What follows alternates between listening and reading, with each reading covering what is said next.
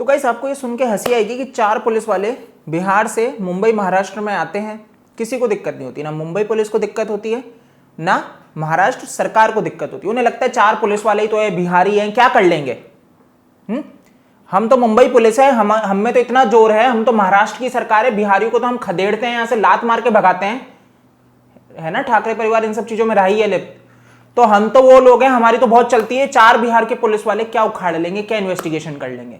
लेकिन ये 4 बिहारी आते हैं और ऐसी इन्वेस्टिगेशन करते हैं कि इनके नाक के नीचे इतनी सारी चीजें क्लियर कर देते हैं और फिर इनके बौखलाहट सामने आती है। महाराष्ट्र सरकार की बौखलाहट देखने को मिलती है और मुंबई पुलिस की देखने को मिलती है कि वो उनको काम करने से रोकना स्टार्ट करते हैं। फिर ये स्थिति क्रिएट की जाती है कि काम कैसे भी नहीं हो, डिले हो, रोका जाता है, उनको गाड़ी में बैठा के ले जाया जाता है जैसे कि कोई क्रिमिनल हो, कि मीडिया को पता नहीं ऐसा क्या बता देंगे। तो आप थोड़ा सा समझ रहे हैं कि ये स्थिति पैदा की जाती है।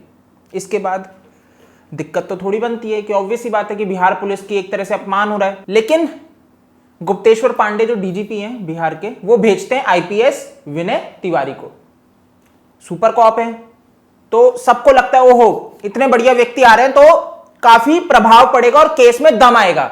ऑब्वियस सी बात है, एक आईपीएस जो इतना बड़ा रैंक होल्डर रहा है और बहुत पढ़ाई करके बहुत इंटेलिजेंट व्यक्ति होते हैं, वो जब पहुंच रहा है तो अच्छे से केस को, बारीकियों को समझते हैं, लॉ को समझते हैं। 4 पुलिस वालों को तो हो सकता है घुमा दिया जाए, मूर्ख बनाने की कोशिश की जाए और करी जा रही होगी, इसलिए उन्होंने आगे रिपोर्ट की और आईपीएस को बिहार से मुंबई भेजा गया कि केस की इन्वेस्टिगेशन बहुत सही तरीके से हो, क्योंकि जब एक बड़ा अफसर वहां पहुंचेगा तो मुंबई पुलिस जो दबाने की कोशिश कर रही है वो उस तरह से नहीं किया जाए। लेकिन क्या निकल के आता है कि अब मुंबई पुलिस इतनी ज्यादा बौखला जाती है, महाराष्ट्र सरकार इतनी ज्यादा बौखला जाती है कि क्या करें, ऐसे तो उनको रोक नहीं सकते, तो उनको क्वारंटाइन ही कर दो। कोरोना एक सबसे अच्छा बहाना है, 14 दिन का हमें टाइम पीरियड मिल जाएगा, तो भैया उनको क्वारंटाइन कर देते हैं 14 दिन के लिए जैसे ही वो पहुंचते हैं। 4 बिहारी आए, आपको नहीं लगा, 4 बिहार के पुलिस वाले आए, आपको नहीं लगा कि क्वारंटाइन किया जाए, क्योंकि वो तो हमारा क्या उखाड़ लेंगे। लेकिन जब पता लगा उन 4 ने इतनी नाक के नीचे दम कर दिया था, तो ये एक आईपीएस अफसर क्या कर देता। ये डर है दोस्तों, उनको डर है, वो कातिलों को बचाने की जो कोशिश हो रही है ना, ये लिटरली आप समझ सकते हो, ये समझने वाली चीज है कि किस तरीके से मुंबई पुलिस एक भ्रष्ट नीति से काम कर रही है।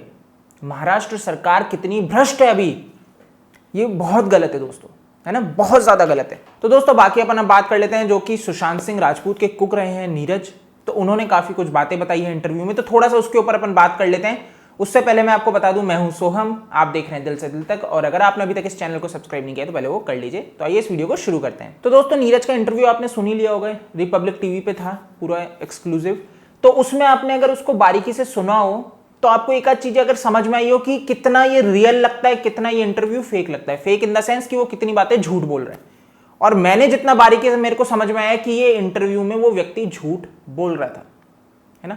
पूरा इन्होंने डिसाइडेड कर लिया कि अब क्या बोलना है, कैसे इसको सुसाइड ही प्रूफ करना है।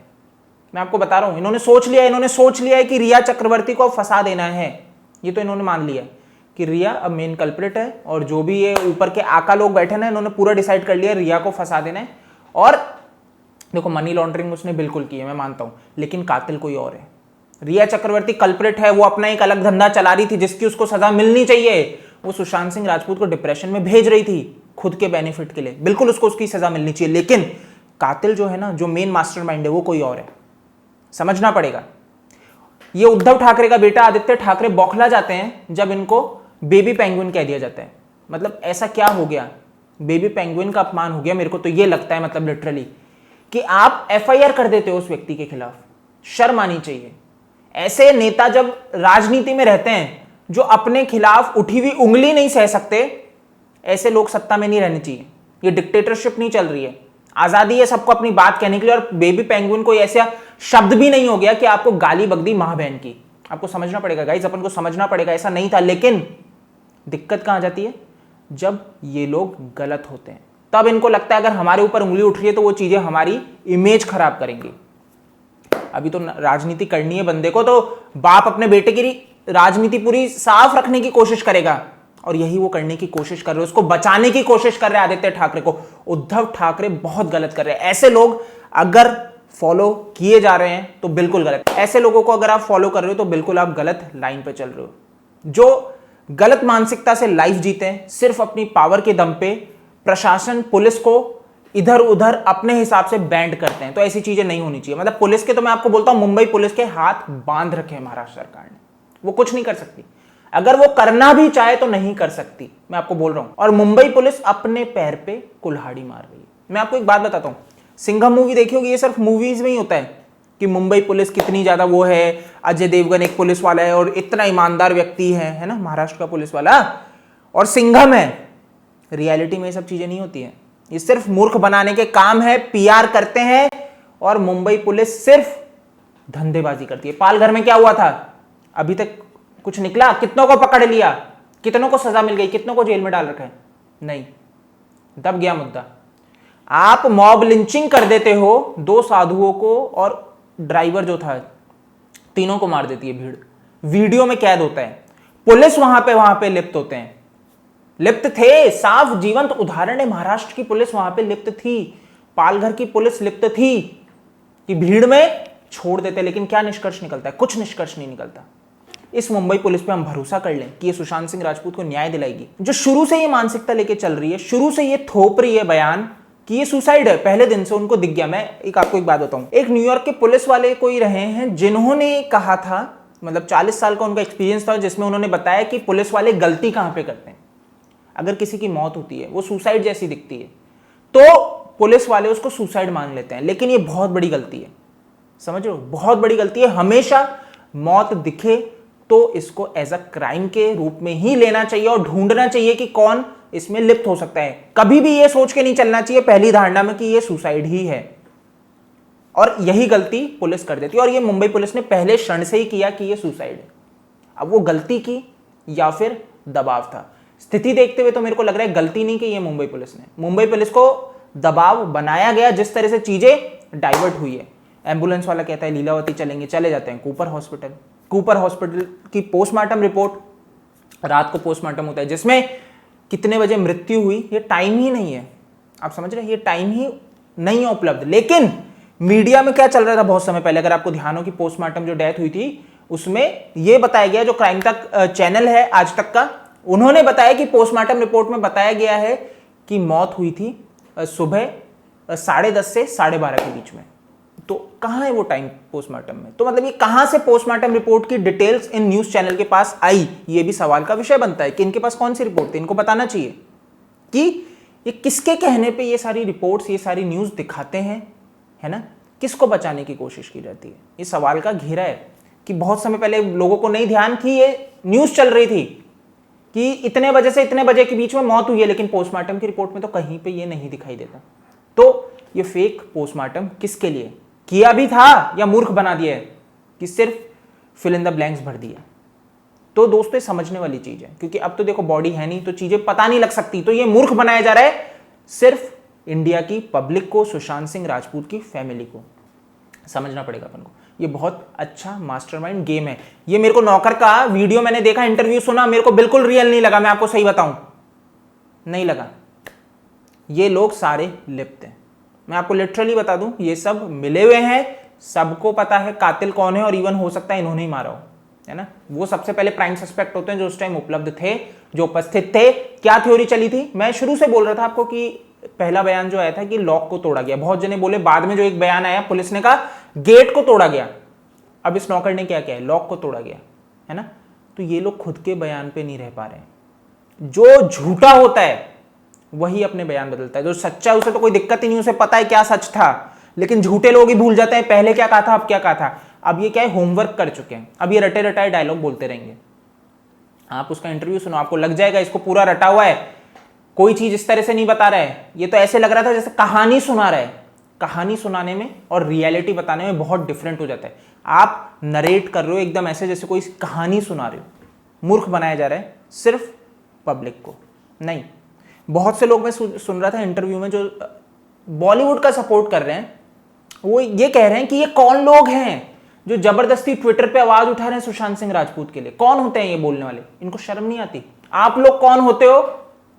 ये लोग कौन होते हैं जब मुद्दे में उतर जाते हैं? बॉलीवुड वाले, इनके घर वाले हैं ये। जब हिंदू मुस्लिम के मुद्दे आते हैं, लड़ाइयां आपस में भिड़ाने के लिए कूद जाते हैं, ये कौन होते हैं?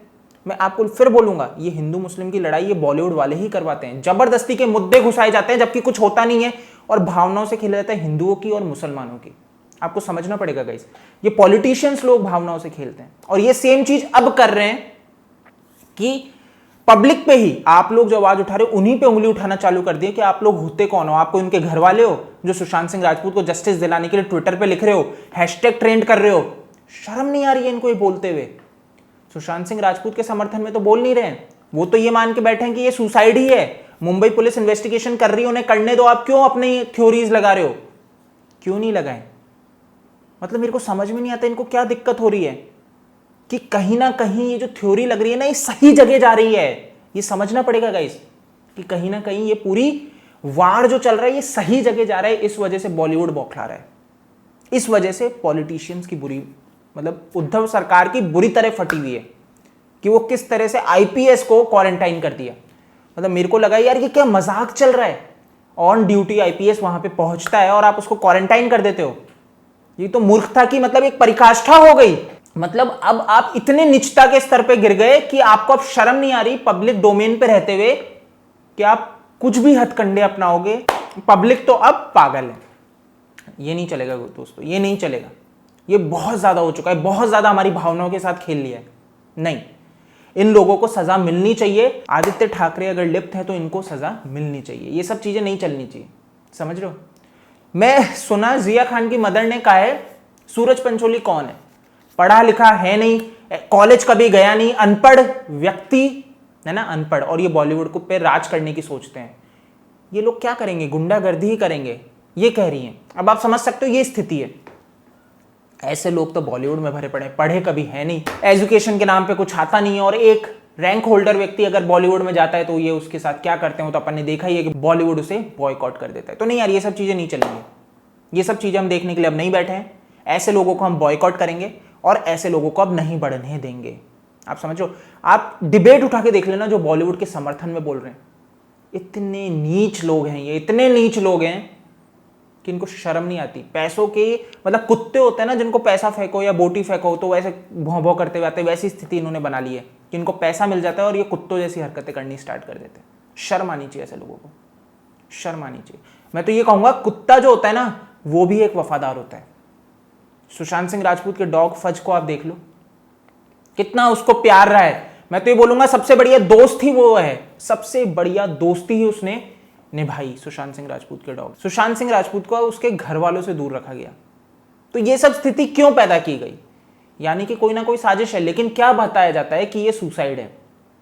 शर्म आनी चाहिए, शर्म आनी चाहिए लिटरली। इनका कुक ये बोलता है कि सुशांत सिंह राजपूत थोड़े बहुत तो थे, मेरे को नहीं लगता। बाकी ये सुशांत सिंह राजपूत का कुक जो है ना ये बिल्कुल झूठ बोल रहा है। मैं आपको फिर बोलूंगा कि केस को डाइवर्ट करके सिर्फ रिया चक्रवर्ती पे ले जाके उसको सजा दिलवाने के मूड में आ चुके हैं। सीबीआई तो ये चाह ही नहीं रहे। नहीं, सीबीआई की मांग होगी, हमें सीबीआई चाहिए, मेन कातिल कोई और है। मैं फिर कहूंगा रिया चक्रवर्ती पे मत अटक के रह जाना। मैं शुरू से बोल रहा था आपको कि अंत में क्या होगा, दीपेश, संदीप, सिद्धार्थ पिठानी, ये कुक नीरज या फिर रिया, इन लोगों के ऊपर ही केस बाद में रह जाएगा। और ये स्थिति आगे निकल के आई कि रिया चक्रवर्ती मेन कल्प्रिट सी अभी नजर आ रही है, आदित्य ठाकरे बच जाएगा, सूरज पंचोली अगर है तो बच जाएगा। नहीं, ये चीज नहीं होगी। हमें सीबीआई चाहिए, सीबीआई जांच करे। अगर आदित्य ठाकरे लिप्त है तो उसके पढ़ने चाहिए, उसको जेल में जाना चाहिए, वो व्यक्ति नहीं बचना चाहिए अगर लिप्त है तो।